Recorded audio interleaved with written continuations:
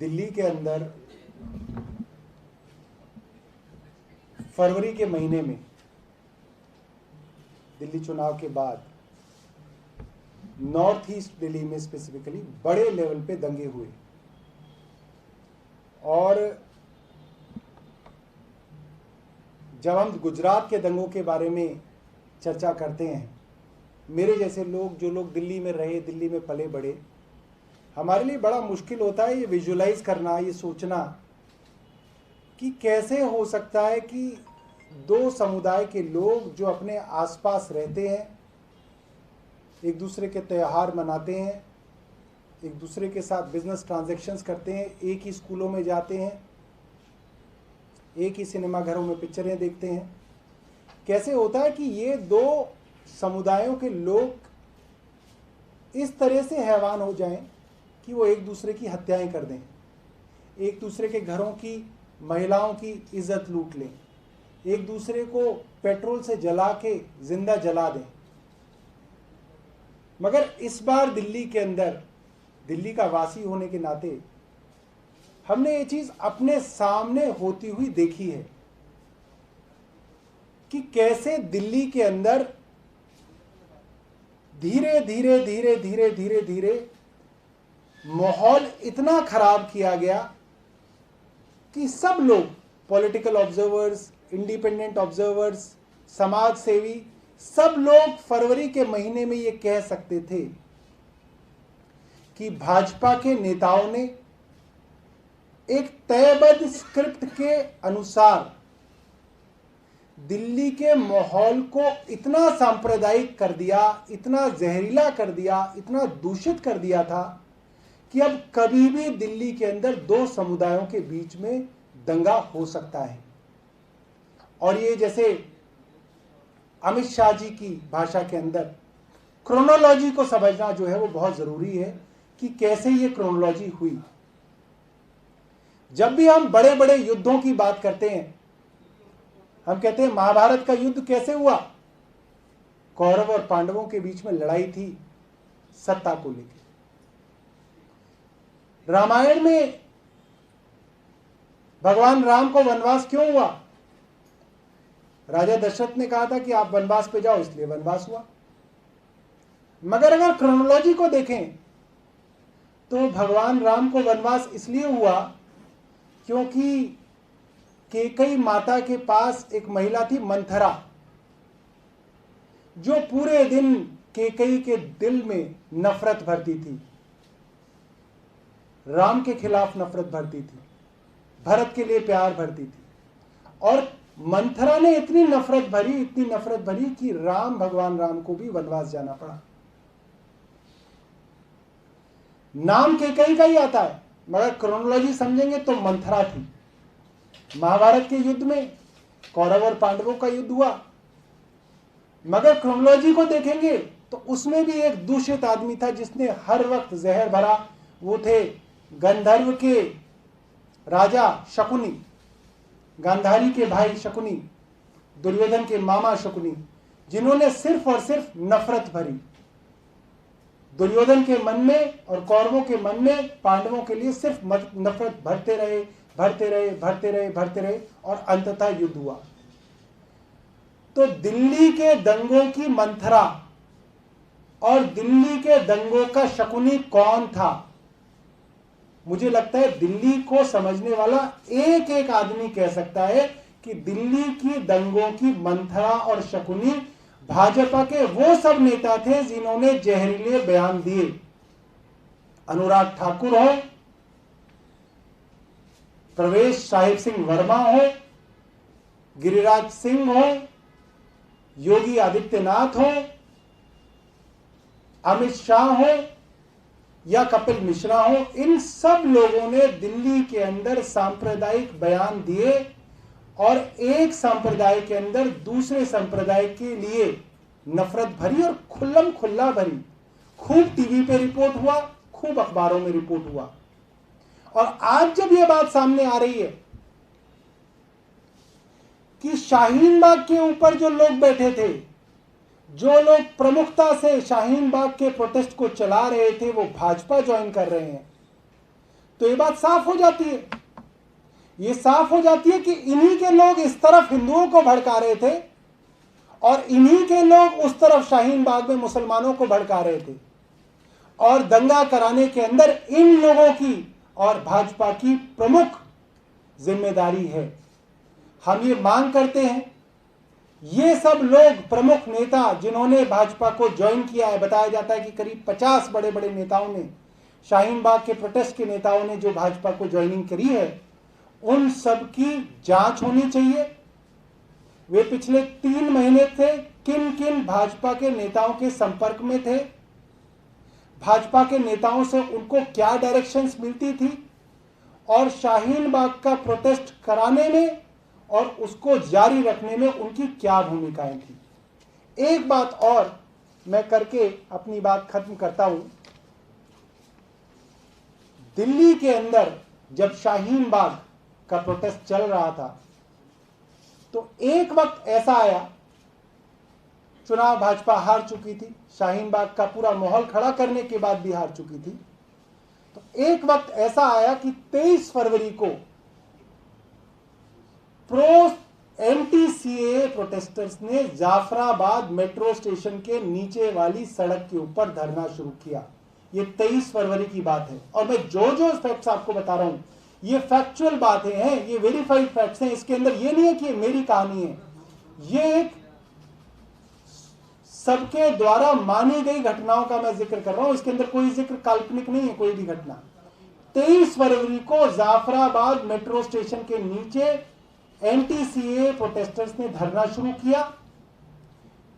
22 फरवरी को ये शुरू किया, 23 फरवरी को 3:30 से 4 बजे के बीच में भाजपा के नेता और जहर से भरे हुए इंसान कपिल मिश्रा वहां पहुंचे और उन्होंने घटिया उग्र बातें कही, सांप्रदायिक बातें कही, हिंदुओं को मुसलमानों के खिलाफ भड़काया। ये बातें डीसीपी पुलिस के सामने कही गई, वीडियो पे रिकॉर्ड पे है, और धमकी दी कि अगर ये खाली नहीं हुआ तो इसके बाद वो इसको अपने हाथों में लेंगे। जब वो वहां पे थे 3:30 से 4 बजे तक, 4 बजे के करीब पत्थरबाजी की घटनाएं शुरू हो गई और फिर रात को उसी दिन 9 बजे से 11 बजे तक झगड़े शुरू हो गए। ये 23 तारीख का वाकया है। 24 तारीख को प्रो सीए और एंटी सीए, मतलब पहले एंटी सीए के लोग बैठे थे, फिर प्रो सीए वाला भी एक ग्रुप वहां आके बैठ गया और ने कहा हम जब तक नहीं जाएंगे जब तक ये दूसरा ग्रुप यहां से नहीं जाएगा। हटने से उन्होंने मना कर दिया। पुलिस मौजूद थी, सिचुएशन खराब हो रही थी। कोई बेवकूफ से बेवकूफ आदमी भी कह सकता था कि अब यहां पे दंगे होने वाले हैं। पुलिस की तरफ से कोई कार्रवाई नहीं की गई और फिर बहुत सारे दंगाई जिन्होंने मुंह पे नकाब लगा रखे थे, हाथों में तलवारें ले रखी थी, हाथों में पेट्रोल बम ले रखे थे, पुलिस की मौजूदगी के अंदर उन्होंने वहां पे दंगा शुरू किया। उसके बाद आप सबको मालूम है 24 तारीख को दोपहर को नॉर्थ ईस्ट दिल्ली के कई इलाकों के अंदर, गोकुलपुरी, कदमपुरी, सब जगह छोटे छोटे झगड़े दंगे शुरू हो गए। रात होते होते सीलमपुर, जाफराबाद, मौजपुर, कदमपुरी, बरबरपुर, गोकुलपुर, शिवपुरी, सब जगह दंगे शुरू हो गए। 25 तारीख को आरएएफ बुलाई गई, फिर भी झगड़े दंगे खत्म नहीं हुए। 25 तारीख को ये सिलसिला चलता रहा और फिर ये जो सारी की सारी चीजें ऑन रिकॉर्ड हैं। तो मैं आज पूरी जिम्मेदारी से ये बात आपके सामने रखना चाहता हूं कि अब, क्योंकि इस मामले को काफी दिन हो गए हैं, हम शांति से दिल्ली वाले बैठ सकते हैं, सोच सकते हैं, इसके ऊपर ध्यान लगा सकते हैं और समझ सकते हैं किस तरह से भाजपा के लोग दोनों तरफ मौजूद थे। दंगा भड़काने वाले इस तरफ भी और शाहीन बाग जैसे प्रोटेस्ट को भी उनके लोगों ने हाईजैक करने की कोशिश की और उसका फायदा अपनी राजनीति के लिए किया। बहुत बहुत धन्यवाद। अब आपके बीच हमारे एमसीडी के प्रभारी और हमारे पार्टी के सीनियर नेता भाई दुर्गेश पाठक जी एमसीडी उत्तरी नगर निगम के विषय में बात रखेंगे। अब यहाँ जाओ।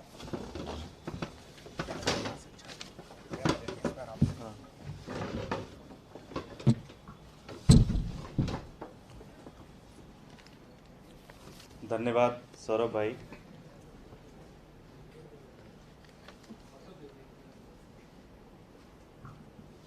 दो 2017 में जब भारतीय जनता पार्टी एमसीडी का चुनाव लड़ रही थी तो उसके दो मेन मुद्दे थे जिसके ऊपर वो दिल्ली की जनता को वादे पे वादा कर रही थी।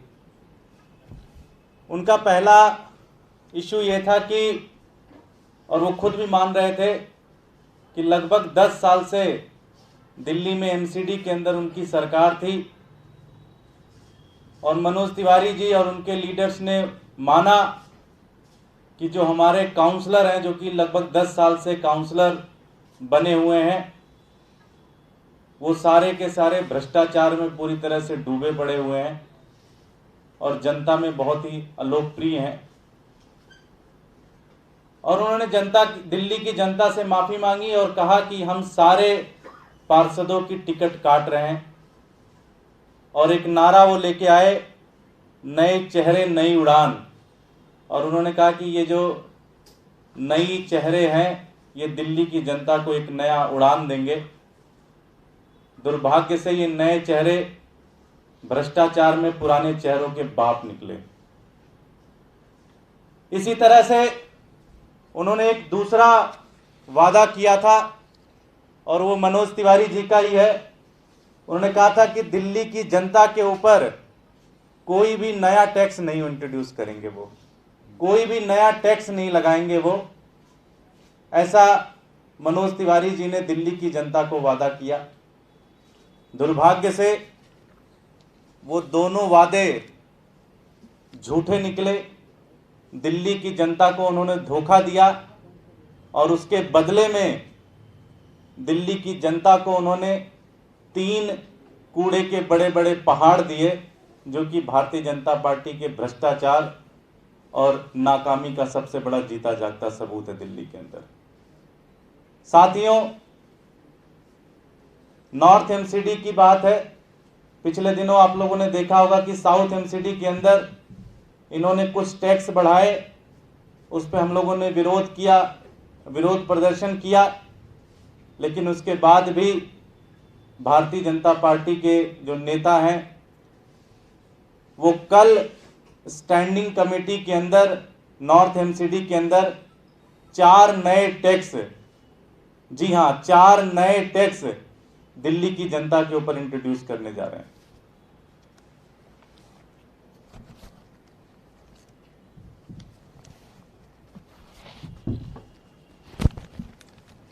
सबसे पहला टैक्स है प्रोफेशनल टैक्स, जो कि आज तक कभी भी लगता नहीं था। अब दिल्ली के अंदर जितने भी नॉर्थ एमसीडी के अंदर जितने भी प्रोफेशनल हैं, इंजीनियर हैं, आर्किटेक्ट हैं, लॉयर हैं, डॉक्टर हैं, वकील हैं, इन सब लोगों को प्रति माह लगभग 200 रुपए इन करप्ट भारतीय जनता पार्टी, भ्रष्ट भारतीय जनता पार्टी के नेताओं को देना पड़ेगा। पहला टैक्स उन्होंने बढ़ाया। दूसरा टैक्स वो बढ़ाने ला रहे हैं बिजली के ऊपर। दिल्ली के अंदर एमसीडी का जो बिजली के टैक्स पे जो हिस्सा होता है उसको वो बढ़ाने जा रहे हैं और इसका परिणाम ये होगा कि दिल्ली के अंदर, जो कि अरविंद केजरीवाल की सरकार पूरे देश के अंदर सबसे सस्ती बिजली देती है, वो उस बिजली के रेट को बढ़ाने के लिए ये भारतीय जनता पार्टी के लोग बिल ला रहे हैं। अगर ऐसा हुआ तो दिल्ली के अंदर बिजली के रेट बढ़ जाएंगे। तीसरा बिल, जो कि सबसे खतरनाक है, हाउस टैक्स के ऊपर लेके आ रहे हैं। दिल्ली के अंदर नॉर्थ एमसीडी के अंदर अगर ये बिल पास हो गया तो सभी लोगों को 34% ज्यादा हाउस टैक्स देने पड़ेंगे। 34% ज्यादा हाउस टैक्स देने पड़ेंगे। ये तीसरा प्रस्ताव ये लेके आ रहे हैं। और इनका चौथा प्रस्ताव है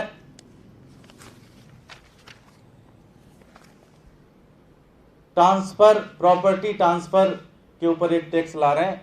जिसके तहत अगर आप दिल्ली के अंदर मेरे जैसे, सौरभ भाई जैसे लोग, विकास भाई जैसे लोग जो यंग लोग हैं, जमीन लेना चाहते हैं, घर बनाना चाहते हैं, तो उनको उसके ऊपर एक्स्ट्रा टैक्स देना पड़ेगा, जिससे दिल्ली के अंदर जमीन खरीदना और महंगा हो जाएगा, प्रॉपर्टी खरीदना और महंगा हो जाएगा। ये 4 नए tax Bharatiya Janata party north MCD के अंदर दिल्ली की जनता के ऊपर ये 4 टैक्स कल वो स्टैंडिंग कमेटी के अंदर लेके आ रही है, जबकि उन्होंने वादा किया था कि वो दिल्ली की जनता के ऊपर एक भी नया टैक्स नहीं लेके आएंगे। तो दिल्ली की जनता को भारतीय जनता पार्टी का इससे ज्यादा बड़ा धोखा नहीं हो सकता।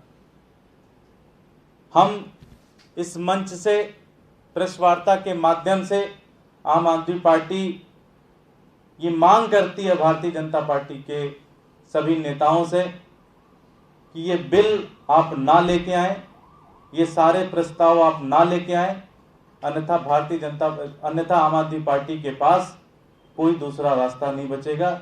हम दिल्ली की जनता के बीच में जाएंगे और इसका प्रोटेस्ट करेंगे, इसके ऊपर विरोध प्रदर्शन करेंगे, जगह जगह पर लोगों को साथ में लेकर, दिल्ली की जनता को साथ में लेकर बीजेपी के नेताओं के कुकर्म का विरोध करेंगे।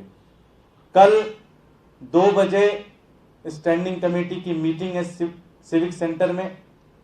आम आदमी पार्टी अपने काउंसलरों के माध्यम से, अपने पार्षद और नेताओं के माध्यम से कल उस हॉल के अंदर, जिस हॉल के अंदर ये मीटिंग होती है, उस हॉल के बाहर हम 1 बजे से धरने पे बैठेंगे और हमारी मांग यही है कि ये चारों के चारों बिल, ये चारों के चारों प्रस्ताव जो है उसे वापस लिया जाए। बहुत बहुत धन्यवाद। समाज की खबरें हिंदी न्यूज चैनल को सब्सक्राइब करें, बेल आइकन दबाना ना भूलें। अगर आपको अच्छा लगे तो लाइक और शेयर भी जरूर करें। अगर आपको हमारे साथ जुड़ना चाहते हैं, अगर किसी भी तरीके का न्यूज या एडवर्टाइजमेंट देना चाहते हैं, तो आप हमें इस नंबर पर कॉल करें 7666471110। धन्यवाद।